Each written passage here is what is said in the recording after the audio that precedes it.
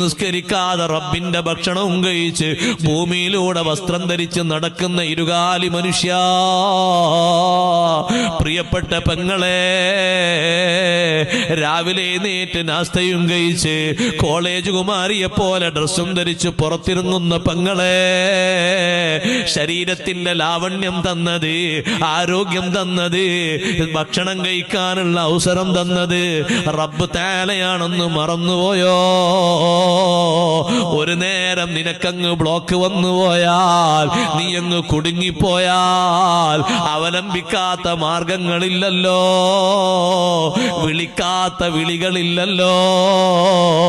നേരത്തെ നീ ചെയ്ത തിന്മക്ക്, നിന്റെ ദുശാഠ്യത്തിന് അല്ലാഹു നിന്നെ ഒന്ന് ചെറിയ ടെസ്റ്റ് ഡോസ് തരുമ്പോഴേക്ക് നീ അങ്ങ് തളർന്നു പോയില്ലേ?